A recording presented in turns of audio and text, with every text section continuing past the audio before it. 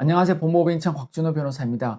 오늘은 피지사, 즉 가상계좌를 제공하는 결제 대행업체 사건에 대해서 말씀드리겠습니다. 이 사건 자체는 23년 5월경에 동부에서 선고가 나온 항소심 사례입니다. 1심 사건은 저희가 진행하지 않았고요. 2심을 저희가 진행하였습니다. 이 사건 같은 경우에 있어서는 제목이 세 가지였는데요. 첫 번째로는 사기, 방조, 두 번째로는 국민체육진흥법 위반, 즉 도박개장 방조, 그리고 마지막으로는 전자금융거래법 위반, 이렇게 세 가지입니다. 먼저 이 크게 말씀드리자면은 사기 방조가 된 것은 저희 피고인인 저희 의뢰인이 만든 이 가상계좌가 사기에 쓰였기 때문에 이제 사기가 들어간 것인데, 직접적인 사기를 하지 않고 다른 사람이 사기한 것에 계좌를 제공하는 등으로 인해서 도움을 줬기 때문에 사기 방조가 된 것이고요. 그 다음에 국민체육진흥법 위반 같은 경우에 있어서는 다른 사람이 토토 사이트를 운영하는데 그 토토 사이트 도금액을 입금하는 계좌를 제공했기 때문에 직접적으로 운영하지 않은 사안에서 진행을 하여 도박 공간 개설 방조가 된 것입니다. 즉 국민체육진흥법 위반의 그 부분에 방조가 되는 것이죠. 이렇게 두 가지로 나눠진 부분이 있고, 그 다음에 전자금융거래법 위반이 들어가게 된 것이죠. 피지사는 이제 이 영상을 보시는 분들이 피지사를 모르고 보지는 않잖아요. 간략하게 말씀드리자면은 가상계좌를 제공하여 그것으로 인해서 다른 사람이나 기업에 결제를 대행하게 해주는 그런 것이죠. 근데 그 가상계좌가 사기에 쓰이게 되면은, 리딩방 같은 이런 사기에 쓰이게 되면은 사기죄의 방조가 되는 것이고, 도박공간 개설, 즉 토토 사이트에 쓰이게 되면은 도박공간 개설의 방조가 되는 것이죠. 이 저희 큰 얼개를 보면은 저희 의뢰인인 피고인이 이 계좌를 제공한 업체를 설립한 뒤에 또 밑에 수많은 다른 법인들을 설립하게 하여 그 사람들로 하여금 이제 결제 권한을 위임하거나 하여서 다양하게 이제 결제를 일으킨 사안으로 전체 결제 거래 규모는 약 1조 원대 사건입니다. 1심에 있어서는 크게 다양하게 어떤 전략을 구사하거나 한 것 같아 보이진 않았습니다. 다른 법인에서 그렇게 했고요. 저희는 항소심을 맡아서 항소심에서는 우선 이 결제 금액에 대해서 과연 이 피고인인 저희 의뢰인이 제공한 것이 맞는지부터 따져보기로 하였습니다. 그래서 이 1조 원이다 또는 금액이 얼마나 크다 하더라도 그 금액에 대해서 따져봐야 되지 않겠습니까? 금액이 크다 해서 금액이 크니까 이것을 그냥 변호사가 넘긴다면은 그것은 맞지 않다고 생각합니다.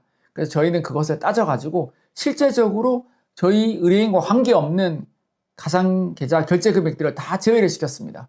그리하여서 추가적인 합의라든지 어떠한 것도 없이 감형을 이끌어냈습니다. 이 가상계좌를 제공한다, 이 피지사라는 것은 결국 자신이 제공한 이 계좌에 돈이 입금되어 그 돈이 불법적인 것이기 때문에 거기에 대한 책임을 지는 것이잖아요.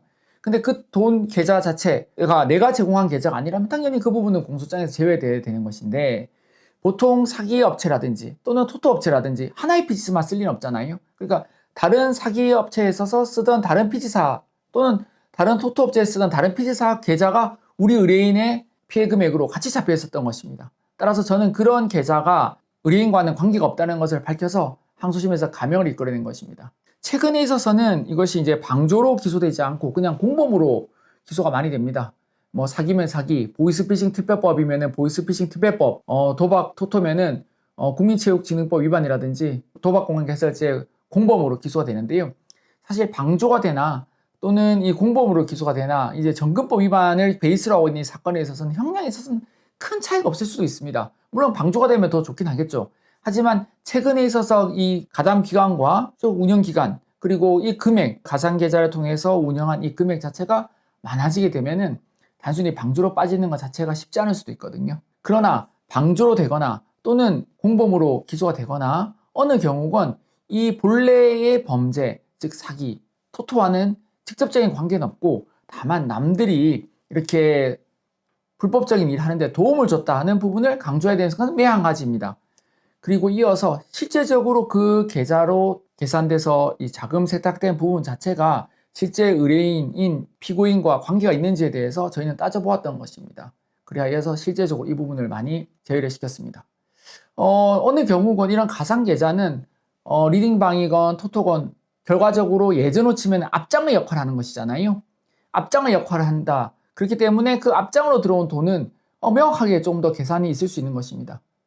그런데 이 계좌가 이 의뢰인이 제공한 것이 아니라고 한다면은 그 계좌에 대해서 하나하나 다 따져봐야 되지 않겠습니까? 물론 변호사 입장에서는 계좌를 이렇게 하나하나 따져가지고 제외시키는 것이 상당히 손이 갈 수도 있습니다. 또는 심지어는 어떻게 이것을 계좌를 확보하는지조차 모르는 변호사도 많을 것입니다. 하지만 저희는 이것을 실제로 확보하여서 계산을 했고 그리하여서 이렇게 가명을 이끌어낸 것입니다.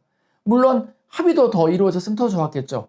하지만 이 사안은 합의는 이루어지지 않은 사안이고 저희가 법정에서 계좌의 다툼, 실제적인 피해 금액의 다툼만 이어져서 일부 무죄를 받고 가명을 이끌어낸 것입니다.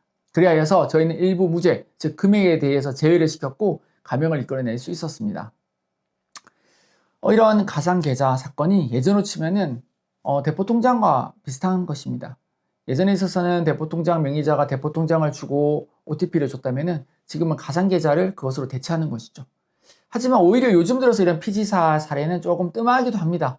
왜냐하면 피지사를 운영했을 때 내가 이 피지사에 대해서 내가 계좌를 제공했다면은 어느 정도 좀 오히려 문제가 터졌을 때 책임 소재가 더 오히려 명확해지는 부분도 있잖아요. 뭐 이런 것 때문에 조금 다소 예전만은 이것에 대한 활용도, 즉 범죄에 이용되는 빈도가 좀 떨어진 것 같기도 합니다. 이렇게 금액이 커지고 또는 가담 기간, 운영 기간이 길어지게 되면은 전체적인 무죄 주장 자체는 사실상 쉽지 않다는 점은 덧붙여서 말씀드려 드립니다. 아무리 내가 모르고 계좌를 제공했다, 내가 이게 합법적인 일에 쓰일 건 줄 알았다 하지만은 오랫동안 그것도 그 많은 금액이 운영되는 것을 내가 전부 다 몰랐다는 것은 사실은 법정의 수사에 있어서나 특히 법정에 있어서 받아들이기 쉽지는 않거든요. 근데 이렇게 피지사의 구조 자체, 이것이 앞장으로 쓰인다는 개념, 그리고 이것을 어떻게 계산해야 되는지, 리딩방에서 자금 세탁이 어떻게 이루어지는지, 또는 토토에서 앞장 뒷장의 개념, 충환전 계좌의 개념, 이런 부분들에 대해서 명확한 인식이 없다면은 이러한 피지사 사건을 맡았을 때 그냥 죄송합니다, 내가 이 계좌를 제공한 것이 불법적인 일에 쓰일 줄은 몰랐습니다, 이 정도 변론선에서 그치게 되는 것입니다. 하지만 저희는 여기에 대해서 더 나아가서 말씀드린 것처럼 계좌에 대해서 하나하나 따져보았고요. 그리고 실질적인 피해금을 계산하였고요. 이렇게 진행을 해서 실질적으로 가명을 이끌어냈습니다. 1심에서 한 주장이 아무리 그럴듯하다 하더라도 그 주장에 대한 추가적인 증거, 뒷받침만한 근거가 없으면 그 주장을 그대로 2심에서 반복하는 것은 사실상 큰 유효타를 얻기가 쉽지 않잖아요. 다행스럽게도 오히려 이 사건에서는 1심에서 이런 부분에 대해서 크게 다툼이 없었기 때문에 제가 정말 수많은 계좌들을 뺄 수가 있었고 그 기간에 따른 계산, 그리고 계좌에 따른 계산, 이것을 다 해서 제외시킬 수 있었던 것 같기도 합니다. 이렇게 자금 세탁 등으로 인해서 수사나 또는 재판으로 곤란을 겪고 계신 분이 계시다면 저에게 문의를 주시기 바랍니다. 저희가 최고의 노하우로 성실하게 변론을 해드리도록 하겠습니다. 감사합니다.